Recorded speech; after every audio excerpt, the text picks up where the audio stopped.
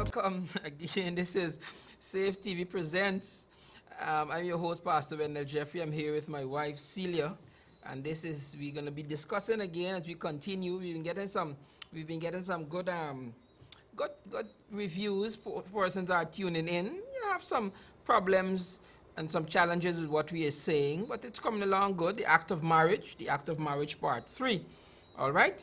So let's pray, and then we will get right into the discourse for tonight. Let's pray. Father in heaven, we thank you so much for another day.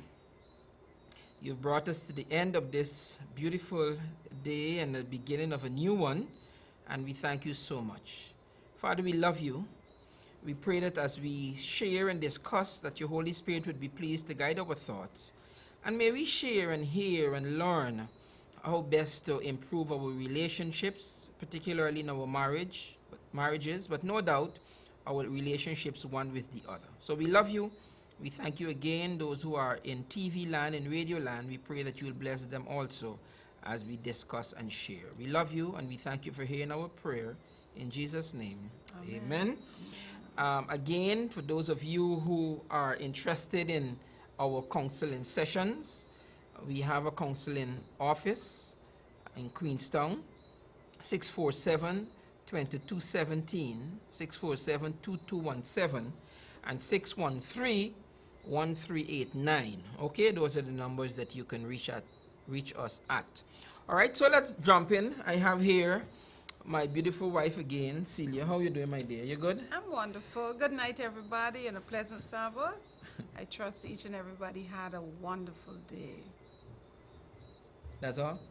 Yes. I thought you were supposed to apologize for being late. No, you were going to apologize on my behalf. All right. So, my dear wife worked. She worked that 7 to 7 shift. And so we ran late tonight, and we want to apologize. We want to apologize for that. I didn't need to get day off, and I know your superiors tune in, right? So go ahead and tell your superiors that you need to have Fridays off. Tell them. To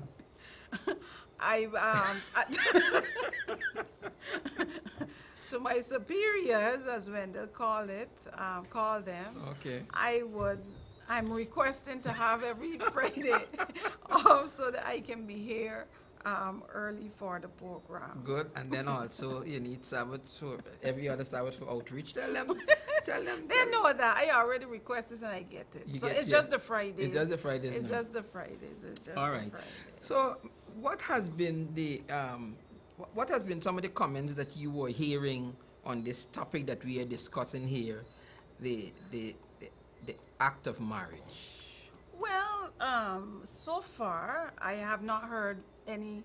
I think I heard one negative comment, and that is how I think you dealt with one of the callers. Okay. But that's neither here nor there.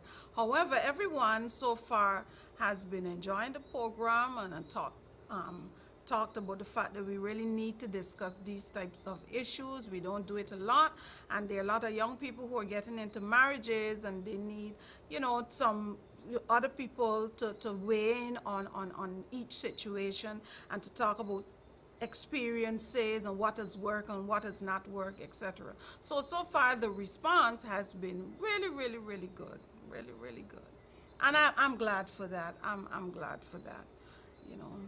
All right. So let's see if we could pick up from where we left off last week. We were asking the question if both parties could want the marriage and yet the marriage fails. And you were quite gung-ho. You were making an argument that no, the answer to that was no, right? Mm-hmm. That both parties can't want it. And it fails. I don't see how it would happen.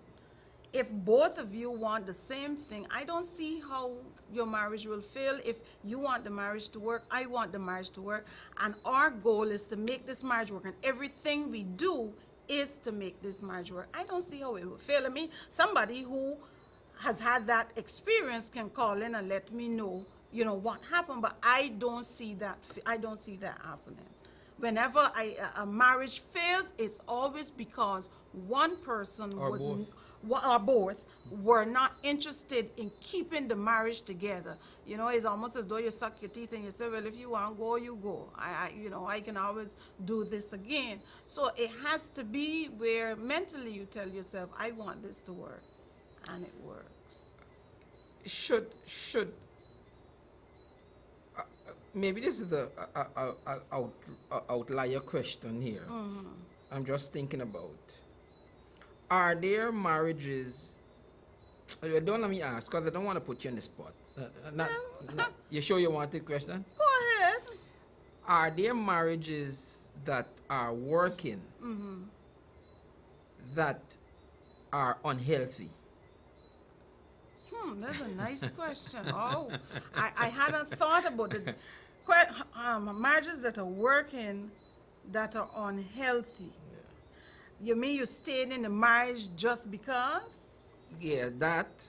Or the marriage might be working for the people in the marriage, the two persons. However, the marriage might not be good for the children or for the church or for the community, because the people in the marriage might be crookish, or they might be deviant. You understand? Okay. And while they might be enjoying the marriage, the children might not be hurting or being abused or what. But that's an outlier question. Yeah. Let me go back. I want to go back because you represented your 100% quite nicely. Last week you made the argument and you won the discussion. I conceded. A deathly defeat. No, I just conceded. All right. So when should, you talked about 100% and everybody should give 100%. My question is, when should that 100% start? Should it start when you get married? Should it start when the problems begin in your marriage? Should it start at courtship? When should the people begin to give 100% that you spoke so eloquently about last week? Okay. When I think of 100% and where it starts, I'm going to give the folks what we did. I can't talk about anybody else, but I'll talk about what we did. From the time Wendell and I started to hook up, some of you might know our story that we really didn't like each other when we first met each other, but that's another story for another day. However, when we started to talk to each other in a way that would be fruitful, we discussed all sorts of things. We discussed children, where we wanted to live, everything you can think of, we discussed. So that in the relationship as we went, and we didn't date. Because, you know, dating is where you go out with this person, or you go out in a group, and you might go out with this person one time, and you go out with this person. From the time we have been together, it's just been us. So basically we courted. And this was what we started when I was in school. This was about, 16 years old, 16 plus, somewhere around there. And one of the things that we had decided to do, as I said, we talked about divorce not being an issue. We talk about children, how many children we want, where we want to live, you know, who's going to take care of each other's parents, stuff like that. We started, even before we got married, to give that 100%. And when I said give that 100%, we didn't want, it wasn't as though when we get married then we can discuss all these things. We started to discuss them from the beginning, which meant for us that the 100%, here, we didn't even have a wedding date.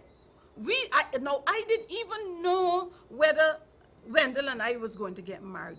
I mean, but we discussed things because hopefully that our relationship would have led to marriage.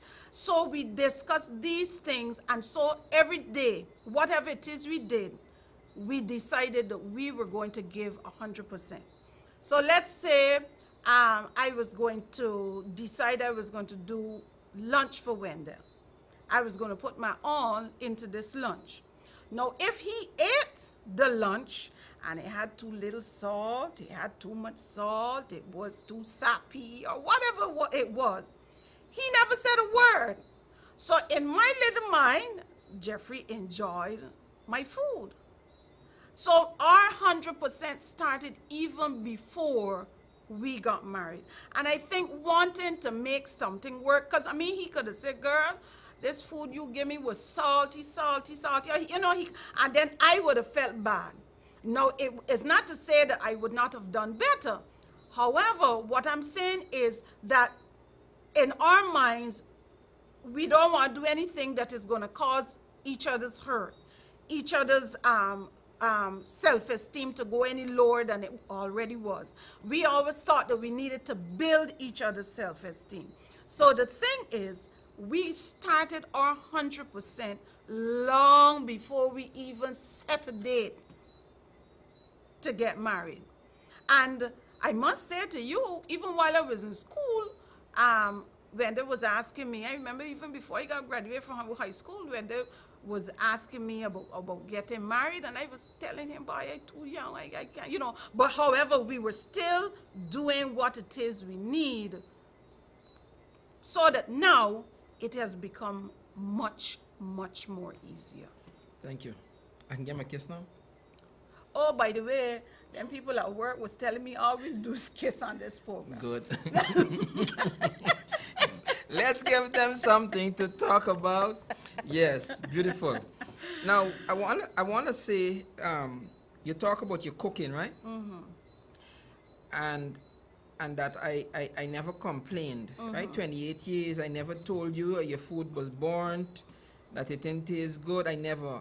And the reason in back of my head, the reason I do that, I don't complain, is because I believe that whatever you do for me, that your intentions are good. Okay. All right? I believe that when you cook, when you wash, whatever you do, I don't think that you intend to do it wrong or to hurt me. Okay. So if I tell you that you ain't wash your shirt right, or you ain't press a pans good, or you don't cook the food right, if I do that, it puts you in a mood to think that something was wrong, you know, that you didn't do your best and so on. So the reason I don't complain is not because everything is always 100%. It is because I know that if you didn't do it right this time, or if it wasn't done right this time, that it will be done right the next time. Okay. So that it don't make sense for me to complain when I know that even though it might not come across to me as though it was 100%, or it might not come across to me as being satisfactorily done. I know in the back of my head, because I know you, I know that it was your best effort. Okay. Right? I also know I also know that if I don't complain and I don't put you in a negative mood, that it augurs well for me. Because the happier I keep you, the happier I am. Okay. So my wanting to make you happy is really a selfish attitude. Yeah. Well. You can live with that. All right, good. I can live with that. Now, what do you say? There are folks who are looking whose marriages are in trouble. There are folks who are looking who are planning to get married, and the relationship might be in trouble. There are folks who are planning to get married who do not understand this 100% concept. What do you say? Let's deal with one of those first. What do you say to a person who doesn't understand the 100% concept and who is already in a marriage? Where do they go from here? Okay, where do they go from here? I think it starts mentally. I think it starts with wanting to do that which is right. I said in the first program, when I got married at 19 years old. I didn't know anything about getting married. I didn't know what it was going to be like. I lived in a house where my mom had been separated from my father for years. So I didn't know what a relationship with a man and a woman living in the same house really looked like. My sister gave me the book, The Act of Marriage. This is my eldest sister. And we bought from the Adventist Book Center to have and to hold. Years later, somebody gave me The Power of a Praying Woman. When I read To Have and to, in fact, I also read We've Only Just Begun, which is a book that leads up to the marriage. Good. Now, after we got married and I had To Have and to Hold had some concepts as well as the act of marriage that I still hold dear today. One of them is I never talk badly to people about my husband. Don't care what he does, what it is he's doing on a negative basis. You will never know, because I'm not coming to you and telling you anything. Not even my mom. Now, probably if it's something I think my girls can help with, I probably Girls by way of? My girls, my daughters. Children, okay. Yes, my daughters can help with. I may speak to my daughters about it, but not everything. I didn't even go to my mom, church people. I am going to deal with this thing with Wendell. And we're going to pray about this thing. We're going to cry about this thing. As I told you, we wrote letters. We are going to deal with this thing one-on-one. A lot of times what happens is that we have issues in our marriage and we go and we tell our girlfriends. We go and we tell our boyfriends. Sometimes we go and tell mommy, we go and tell daddy, we tell auntie, we tell aunt. Everybody comes. And because they love you so much, they pit you at your spouse. Whether, male or they pit you at your spouse, and then instead of you getting that encouragement to talk to each other and try to work your stuff out, one body pulling here, one body pulling there, and then it's almost as though you split in half. You don't know what to do. So my thing is, you have to make a put it in your mental capacity that you want to do what is right, if you want to say that. You want to give your 100%, and you start by just wanting to talk to each other. Just talk to each other. See what it is that is causing the problem. Just talk to each other. And from there, then you move. Talk to each other, and you pray with each other about whatever it is you're going so through. we would be talking. I just wanted to deal, to focus in. I'm asking, how does a person begin to apply this 100% if they have not, if a person's idea was that a marriage is 50-50, I give you 50, you give me 50, and that makes 100, and that is the relationship. Now, you were saying that no, everybody should come with 100%. Okay. So if that concept of bringing the 100%, where a person individually does everything in the marriage to make it work, 'cause that's what I guess that's what your 100% means, right? Where everybody in the relationship does 100% of what it takes to make the relationship work. Now, if a person does not understand that concept or has not been applying that concept, how does that person start? How do you begin to make that transition from either not knowing or to believing that it was 50%? How do you get to enacting this 100%? Well, as I said, my first advice would be to talk to God, because I figure whatever it is I have and had before, it's God who gave it to me. I didn't have anybody to teach me. I didn't have anybody to say, Celia, this is what you do. Celia, that is what you do. I figured that it was having a relationship with God, talking to God, and God telling me, girl, this is what you need to do. So in my mind, the only thing I can say is talk to God. Okay. Talk to and be willing. And be willing. Talk to God. Because I don't know what else to say. Talk to God and be willing. Go to God basically with an open mind, so that when God says, do this, that is what you do. I want to say too that this 100% concept, and we've practiced this for 28 years of marriage. It's a difficult concept. Yeah. Look, somebody trying to call. Press the line. Yes. Hello, good night.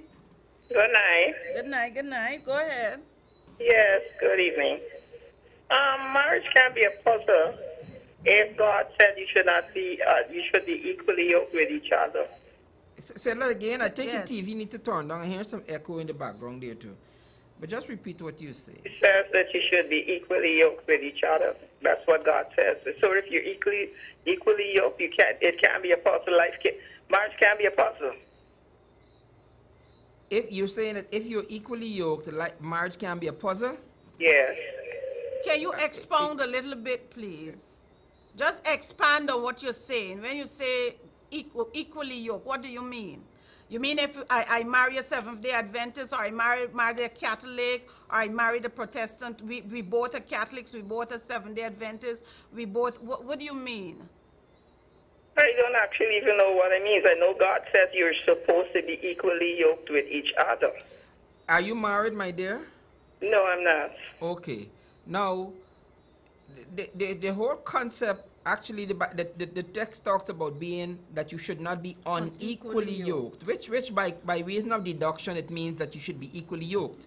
However, that has been a very contentious debate, because what you try to do, people use that text to mean that you should be of the same religion.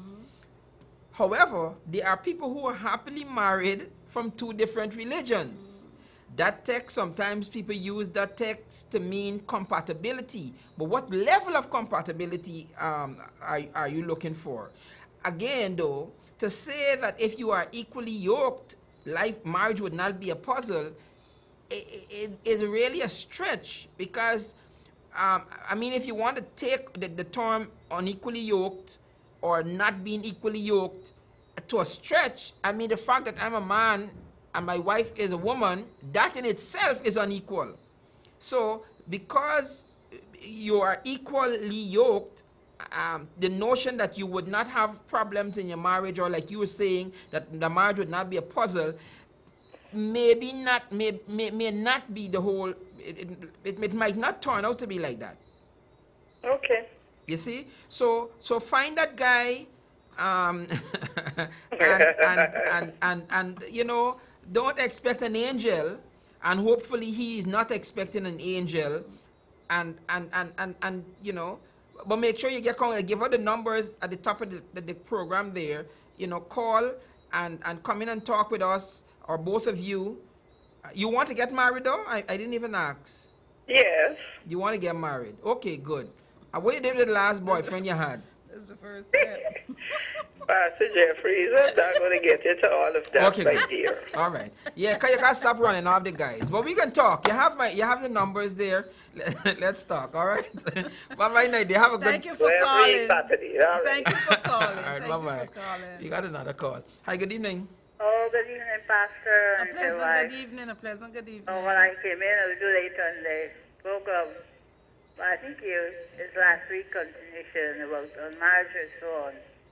Yes. Well, my husband died a while, and over 60-something, 65 years would have been since we was married. Anyhow, you know what I have to say tonight to you is that when you meet with a man or so, he tells you everything, and she tells you what a good cook she is. And he said, well, you don't have trouble with me because I could eat peas and rice every day. And she started to cook peas and rice every day. So he went to bed that night, and he began to dream, poor little thing, tired of eating peas and rice. And he started to dream peas and rice every day. And she said, Joe, you've been dreaming last night. He said, yes, what did I say? Peas and rice every day. Is that right? You understand what I'm saying? Yes. Is that right? But he told her he wants peas and rice. Yeah. So many of these marriages is this. Both sides lie when we meet the first time. But let me say this though. I'm going to get off and let you all Yeah, talk. thank you, Mom. I'm gonna come back to that. We have another call. Hi, good evening. Yeah, hello, good evening. Good evening, good Please evening. turn on your TV. Yeah, good evening. Hello. Good evening. Yes, I'm just calling concerning the marriage topic you have there. Okay, you married? Yes, I was married the same age as like 19. Okay. Yes, I'm just 29. And my marriage was like for 5 years. What happened? Yes, and I'm going through a divorce. But what I'm saying that sometimes you married young, I don't really understand. They got old people who married and don't understand. But as you get older and you listen to program and so you understand what marriage is all about. You want your marriage to work? I'm already going through a divorce. Yeah, but do you haven't finalized the divorce, right? No, but it cannot work anymore because my husband is already in a different relationship and having no kids, so sorry. I wouldn't. Right. I understand. Yes, I wouldn't go back there, but Okay. I understand. from last week I was listening to this program and I really enjoy it, so I decided to call in. Okay. And I think that you should advise more young people before marriage what they should do and encourage them to buy like different books they could read and understand than to go into marriage and then you have to end up in divorce. You know what I'm finding out more and more? I'm finding out more and more that young people, when you're in love or when you think you're in love, nothing else matters. Facts doesn't matter. Reality doesn't matter. And it is not until you end up in trouble that then you begin to wonder if you should have listened. And you know, but I'm realizing that. But I understand what you're saying and agree with you. That persons need to go for counseling, premarital counseling. They need to understand what it is that they're getting into.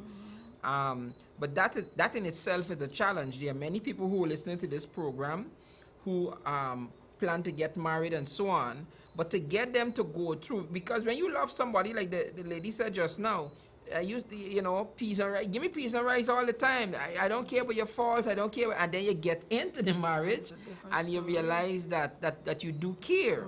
So thanks for calling. All right. All right. And I hope things work out for you.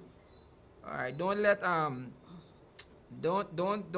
this make you lose your zest for life. All right. Understand that you still have a lot of years. 29.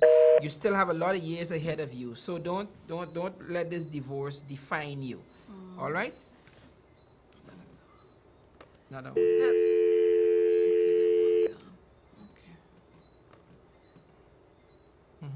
Hello, good evening. Good evening. Go ahead. I have one question to the panel. Okay. Does God approve of all the marriages that occur in this planet? That's a definite no. I wouldn't even think twice. That's a definite no. Okay, well, here's my story. I was forced to marry because I got a young lady pregnant. That happens a lot of times. Yeah, and it didn't work out. It only lasted 3 years. Okay. How old were you when you got married? 21. Okay, and when you say you were forced to marry, what do you mean? As an adult, how can you be forced to do something you don't want to do? Well, at that time, you know, I was living by my aunt, and, you know, not having a job and those kind of things. And you're depending on them. The same thing with the girl. All right, so you felt forced, not that you were forced. You felt forced. And the reason I'm saying that is because if you were 21 years old and somebody had said to you, "Boy, you're living at my house and you get this girl pregnant, you got to go and jump off a bridge," you would not jump off the bridge, right? No, I won't jump off the bridge. So that even though you felt forced to jump off the bridge, you still won't jump off. So when you say you were forced to marriage, I'm just trying to semantically redefine what you're saying, because you did not have to get married. I was self-pressured into doing it. Correct. But you didn't have to do it, just that you didn't have to jump off a bridge, even if you felt pressure to jump off a bridge. So that you felt pressured, felt forced, and you entered into the act of marriage. Yeah, that's knowing a lot about marriage. Correct. So it was your responsibility. It is like somebody telling a judge, I work with ex-offenders and recovering addicts, and I hear all the time somebody goes in front of a magistrate or a judge and say, it's my friends make me do it. My friends, as though they, young men, 18, 20, 21, and they say, my friend tell me let me go rob the bank or rob the old lady or something like that. So I'm saying that at your age, even at 21, you are adult, and even though you felt pressured or forced, you decided to do it. So to say now that it is somebody else's responsibility or somebody else's role that you got married is really to shift the blame a little. So I'm understanding what you're saying though. You said it lasted 3 years. Yeah. Did you guys go for counseling when you realized that you were getting problems? What happened? No, we didn't know anything about that. Okay. But you have to be comfortable before you're married. Okay. Okay. And I question. Can I ask a question? Yeah. Did either of you love each other? No, I just met this girl in a dance for one night. Okay. Yeah. How many children did you have during these 3 years? We had a twin, 3 kids, 3 girls. Oh, you had 3, okay. Twin, yeah. So y'all basically just enjoyed having sex with each other, but you didn't enjoy being married. Right, there was a lot of, the chemistry wasn't there and that kind of thing. Okay. All right, okay. You see, love for me, love has two aspects. There is an emotional side of a relationship has two aspects. You have that emotional side, and then you have the practical side. And the two need to harmonize so that I can have an emotional feeling to my wife. But if I don't go out and work and take care of the physical side, then the relationship will not work. Or if I only working all the time, but I'm not fulfilling the emotional side of the relationship, it's still not going to work. The point I'm making... Second part, I was working all the way so down. Right, that's what I'm saying. So away from the family a lot of times. Right. And I'm going on to say that what needs to happen is that when once you realize that there is a side of the relationship that is suffering, attention need to be given to that side, and that is where the counseling come in. But like you said, back in the day, you know that was not on your radar. But those are things you have to pay attention to that now. So you read books, or you go for advice, you go for counseling, and the counselor, the professional, the counselor finds out where you are in the relationship, and then begins to work through whatever problems you're having in the relationship. All right? Part of the problem, because it's been 22 years now since we live in separate. But you're not divorced? Our kids are all grown up already. Yeah. Are you divorced? No, I'm contemplating that, so that's the reason I call into this program. Do you have a family as outside of the marital family? I have one child and she has 2 with somebody else. But either of you have married? No. Now I'm thinking about that. Divorce and move on. Yeah. And I know you have, they are married, and bear with me here, there are relationships where people have children outside of the marriage. So I'm going to look past that. Do you guys want to get back together? Well, we don't communicate. She live all the way in Africa, but I live in Georgetown. So it's been... Yeah, it depends if you catch the regular boat from Puerto Rico. That could be a $400 problem or a $1,500 problem, depending on how you're traveling. So that's not a big problem. Well, since she moved on with this guy, I've never visited anymore. Okay. So never visited. You see, marriage is something else, and I don't want to, you calling in here. I'm talking past you, though. I don't think that we fight for our marriages sufficiently. And again, maybe that can be another topic for another time. Marriage is a sacred thing. Marriage is a special thing, and I don't think we fight for it enough. I don't think we put enough fight into it. We you know, like my wife said earlier, if you want left, you left. If you know, we just throw, you know, I always, I don't even want to say this here because, oh my God, help me. How does a person, and I've been to marriages where people have remarried, okay, to weddings. And I'm sitting there and I listen. When the pastor or the priest or whoever says to you, until death do us part. You heard this 5 years ago or 10 years ago, you divorced. What goes on in your head when you are swearing before God and man until death do us part, when you know that death didn't do you part the last relationship? So I'm saying that when you understand the vows and you understand the commitment, how can you be so flippant to get out of the thing? And I'm not really asking you, I'm just trying to talk past it, you know? I never been before God or a priest. We just find people. Okay. Wow.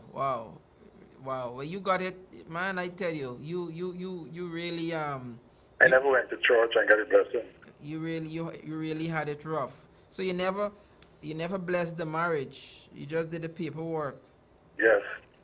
Well, that's another discussion there, babe. I don't know if you could make an appointment with me or yeah, you see, come and talk. yeah, you got something to write, but you had some numbers up there, but you have something to write? Yeah. Yeah, write this number down quick. 647 9007, right?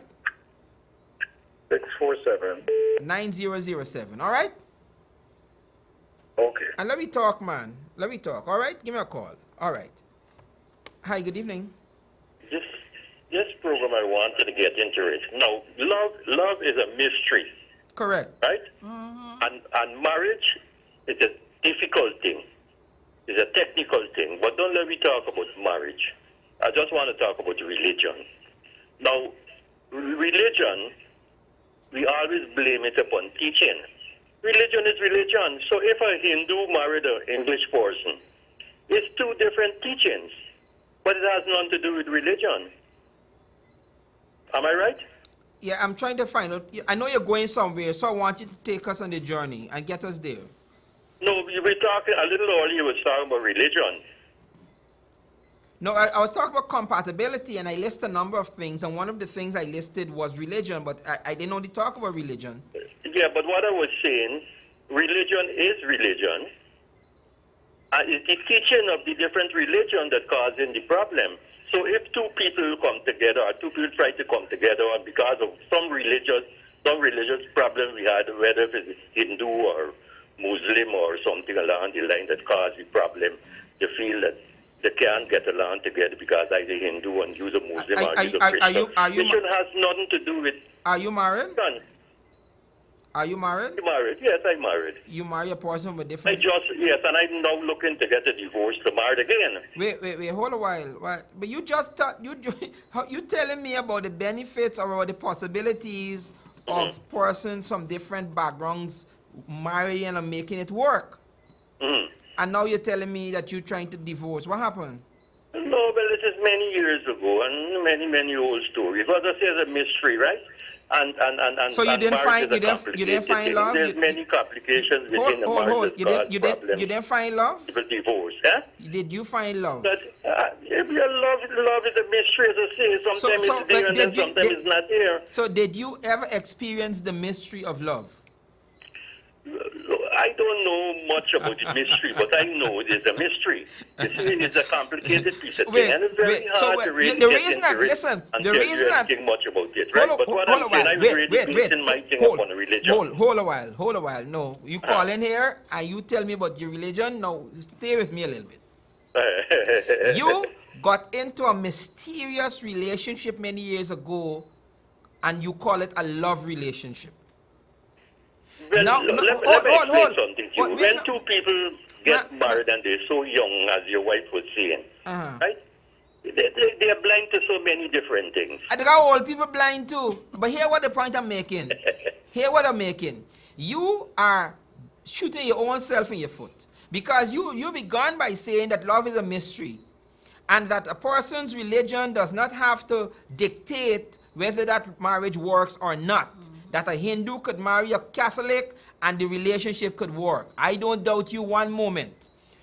Now I ask you, if you were ever in love, you're telling me you don't know what love is and it's a mystery. But yet you tell me you're getting out of this relationship you're in to go back into another mysterious relationship. How it can work if you don't know what the problem was in this one? Well, as I was explaining to you, that the marriage that I had before is over 20-something years ago. My marriage is over 20-something too. What's the point you're making? And that relationship has gone 20-something years ago. But do you know why? And the person, yeah, because my presence was not there. That's what I'm saying all the time to you. My presence was not there, and the person lose interest in I being absent from the relationship. So you're gonna do it better this time around? No. This time around is going to be good because I'm with this person now nearly another 20 years too. And now you're looking to get married to the person? Well, the person that who I was married to finally decided to give a divorce because they didn't want to give a divorce, right? So why did you want? I thought the problem was your. Hold on, I thought the person had a problem with. Wait. Man, hey. You told me just now that the reason the person and you grew apart was because of your absence. Yes, I'm young too, and you. Now you're telling me that the person did not want. And she was 15. Wait, no man. Now you're telling me the person did not want to give you a divorce?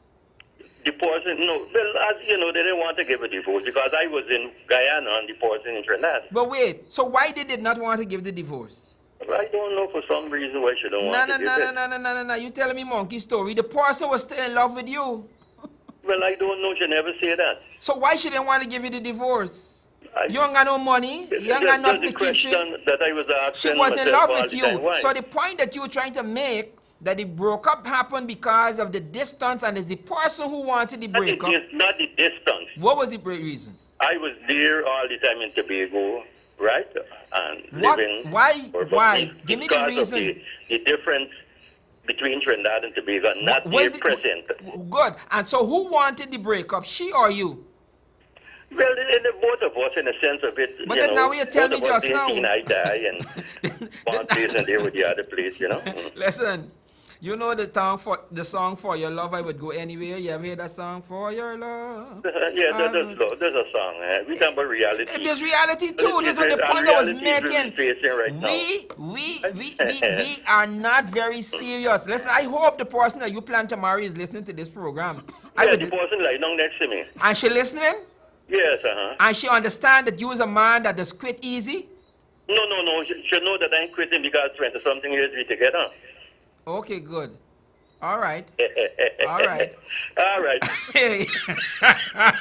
What I wanted to tell you, right? Yeah, man. Hey, John, let me go back to religion. No. We got to take another call. I understand your religion argument. No, I understand that. Religion. Sir, I understand that. Let me take another call. It was nice talking to you. Good sport. You're a good sport. Thanks. I tell you, man. Hi, good evening. Hi, good evening. Hi, good evening. If I can just throw in my 2 cents. I'm pretty young. Well, not pretty young, but I'm in my 30s, early 30s. I realize that I'm going to call myself young people, and if I can even give some advice to older folks who are probably getting into marriage also. I'm married for a couple of years now, and I think what happened is that we fail to go through the right process before marriage. And when I say the right process, I mean things like getting to know each other, not just sexually or physically, but emotionally, mentally, spiritually, if we can even add that one in. And one of the things also that's lacking in before marriage, pre-marriage, is counseling, not necessarily from religious leaders. Which is good, but we're not getting it from those people who are more closer and dearest to us, like let's say our parents, because I think most of these things start or should start from our parents. Our Okay. parents should teach us at a young age of what marriage should be. Prepare our young girls, prepare our young sons as though this is what to look for. This is what you should do for your wife. This is what you should do for your husband. And these are the things that you would get from a man or a woman. Okay. Because we as parents, because I'm also a parent, and I'm generalizing it, not saying that I'm in the category, but I'm generalizing it to cover everybody, is that we fail to do this. And because if we continuously fail to do this, then we're going to have a generation of marriage and divorce in a couple months. Okay. In a couple of years. Can you teach what you do not know? Well, that's exactly what I'm saying. So because So tell me what you're saying. because we weren't taught about it. Yeah, but you spend the last minute and a half saying that the parents need to teach the children. Yes. And I'm asking you if you can teach what you do not know. With wisdom, of course, yes. Because so you just tell me no, now you're telling me yes? So if I'm inspired or if I'm given wisdom by God. So if a parent doesn't have wisdom, that's even a different topic, because that's the hardest thing, because if we feel or if we lack to ask and seek wisdom, then we're in a mess altogether. The reason I'm asking and deliberately asking you these tough questions, because when a person decides that they're gonna get married, the two people who decide they're gonna get married, the onus is on those two people to get information, not for people to give them information. So it is not a case where my mommy should tell me how I should treat a woman, or Celia's mommy should tell her how to treat a man, because my mommy or Celia's mommy or mommy and daddy might not know. So it is Celia and I who must now find ways, and that's what you hear Celia saying. We got books, we went to sessions, you know, we sought information to make our marriage work. My mommy and daddy were divorced. You heard Celia say that her mom and dad were divorced. So we did not grow up in homes that had healthy relationships. So in order for us to make our marriage work, we had to find information independent of the people we think could provide that information. And that's the point I'm making. That you were saying that if the parents got wisdom, well, if they don't have wisdom, if the parents know what if they don't, the onus is not on the exterior people to give them the couple information. If that happens, all well and good. The persons involved in the relationship must be the persons who aggressively go after the information.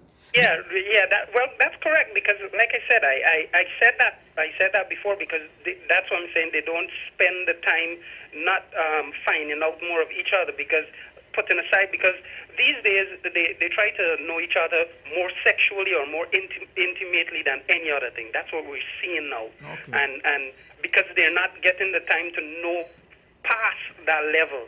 Because when there's no sex, let's say after birth, they have sex and the baby comes. The wife has to withhold sex for a few months. Maybe she had a C-section or something, so she has to withhold sex. So when there's no sex, then there's a bad marriage, because remember, that's how they know each other before marriage. When I counsel people, one of the things I tell them is that your marriage must be an example. Right? When you're getting into a marriage, your marriage, the back of your head, you must understand this marriage must be an example. It must be an example to our children who come out of this marriage. It must be an example to the community. People must want to be married like us. Yeah. You understand what I'm saying? Now, you called about your marriage. How are things with you? Well, things are pretty good with me. I didn't necessarily call for my marriage, but I just called to, like I said, throw my 2 cents, because I heard the older guy and the young guy, the older guys and the young girl just now talk about stuff that they were going through, and I heard a lack of things that weren't happening. But I appreciate it. Pretty good. I appreciate it. Hang in there, buddy. Yeah, man. Hang in there. All right, get past the worst. All right. Okay, so the 100% should start Wait. when you know that it should start. So all the persons who are listening to us now can get into the philosophy of providing 100% to make their marriage work. If you're courting, the 100% Begins supposed to be right away. It's You have a supposed to call. be doing right now. Good night. Good night, Pastor Kiskidi. I mean, Pastor Jeffrey. Good night, good night. Yes, well, I must thank you. You're doing a very good job. And thank you for bringing your wife, your other half, to make this, continue to make this program a success. And Thank you. pick up, big up, Thank you. second manners. Respect. You're welcome. All right, thank you much. Okay, have a good night. All right. Now, you have another call. The second one. Hello, good night. Oh, good evening. I'm speaking of myself now, my marriage. It came in a time when my husband came down with what you call a prostate. You know, not that old nor young. I was just in my early 50s, he getting into his 60s. And when I heard that, well, you know, I didn't feel happy at all, very sad. And he himself felt that way because he believed that he was going to lose his manhood. And, you know, I went home because he was so down. And I told him, I said, listen, let's pray. And we got down on our knees, and I began to cry. And Pastor and your wife, I want to tell you this, that I thought getting into the bed was all the marriage. But no. You know, my husband and I live more lovingly. I grow to love my husband more. And there I said, that is not all. Getting in the bed makes the marriage. And my husband was a pastor. And he went to church and told it to the congregation. Because, you know, at that time, we know of women who leave their husband. And he was so thankful that I held on until his death. But that didn't carry him. He lived a long time. But he had an heart attack. Okay. And I wanted that. It was wonderful. Well, thanks for being a good wife. So let you speak on it of women. Yes. That marriage is not only so well we are getting married and love is not all that because I'm married. Please, it is more than that. Thank you. Thank you so much. Thank you, Thank you, sir. Thank you. Thank you, very Mom. much. All right. Celia, what do you say to people who began with giving 100%, but because of the realities of the marriage, they start giving less? When you say the realities of marriage, I giving 100% all the time, and this rogue, this rascal, this scoundrel, this no good, this woman or this man, I doing my best, and what do you say Well, to somebody who, because of the realities of the relationship, begins to give less? you have just decided, okay, that you are going to allow this person to dictate how you behave in your marriage. This is what I would say. You have just allowed this person, your spouse, to dictate how you are going to treat them. Now, when you got married, it was just the two of you. Yes, you might have had a host of the bridesmaids, groommen, etc. But it was two of you who stood at the altar to say, I do till death do us part. I don't care how much rascal he has become, how much whatever she has become. Your job is to do your 100%. You see, in my mind, I'm telling myself that it is my responsibility as one of the partners in this covenant that we have made. Let's call it that. This covenant that we have made before God and man, to say no matter what happens, I am going to give you my 100%. If you feel like giving 25, this is your problem. I am going to give my 100% because at the end of the day, you can never look back and say, she didn't give me her all. She wasn't the best wife. She didn't do everything. You go out and drink, whatever. You cannot say that your spouse did not do everything. You can't. Here, it's just like in regular life. You cannot allow someone, because of their bad treatment, to make you treat them badly. Because basically that's what you would be doing in your marriage. Because he giving 25%, okay, well, I can give, it's almost as though two can play that game. Okay. No. Okay. My job is to maintain. Is to maintain my 100% no matter what my spouse does. Because I have a responsibility to God. For those of us who, yield to a higher power. Okay. My responsibility is to God. At the end of the day, I must do my best in everything that I have to do. I got into this covenant. The Bible says, if you vow a vow, therefore not to pay. I want to say too that one of the things that I experience with people who are going through divorces is that a lot of them are not willing to do everything to make their marriage work. That's correct. So you have people who are getting divorced, and you say to them, have you gone for counseling? Well, he said he ain't going, or she said, so me ain't going. So they're refusing to do. Because of the other You ask them, what are you doing to make the marriage work? And a lot of times, people get to a point where they don't want the marriage to work. And I think that one of the reasons is because in the back of their heads, we can do this again. We have a way out. You have a escape. You have an escape tunnel. So there's no workout. I'll just try again. I always think of Elizabeth Taylor. Elizabeth Taylor was married 6 times, and even at her death, she still was not married. Because she probably always thought that she can do it better the next time. You understand? So I think the effort has to be there, that you are going to work on this thing, not that you have a way out. You can't tell yourself you have a way out. Good evening. Yes, good evening, Pastor. I'm calling to find out if you a husband and a wife, and let's say the husband don't want to go to counseling. Is it possible that the wife alone could go to counseling?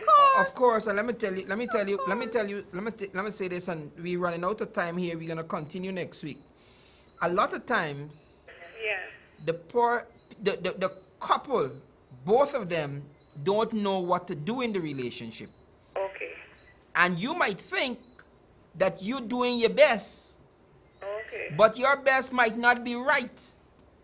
Okay. So the hope is that when you go to a counselor, a professional counselor, the counselor would talk about the relationship. And then you would say, well, he acting the fool. I don't even cook for you no more.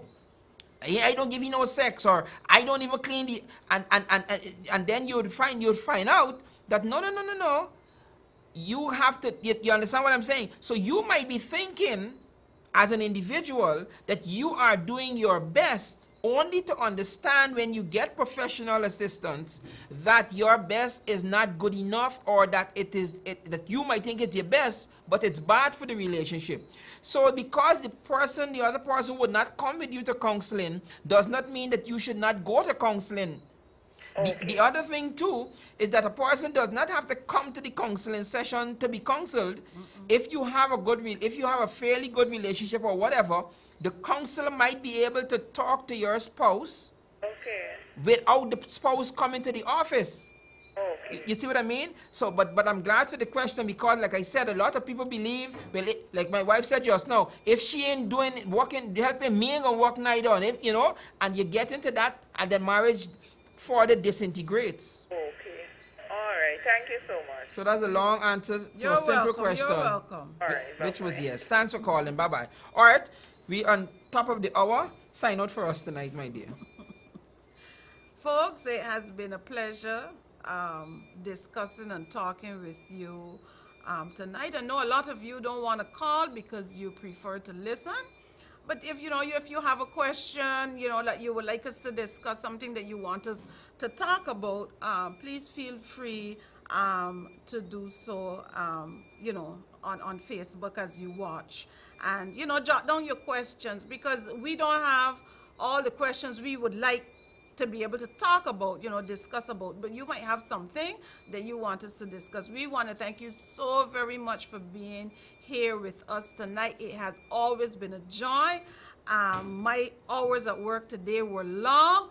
This makes it even enjoyable. Thinking about the fact that I had to come here tonight made it all worth it. I trust that you all enjoyed tonight and that you will join us next week, whereby we can continue to talk about the act of marriage. You have a blessed night, and may God continue to be with each and every one of you. Thank you so much, and good night, and bye-bye until next week. See you. So long. Bye-bye.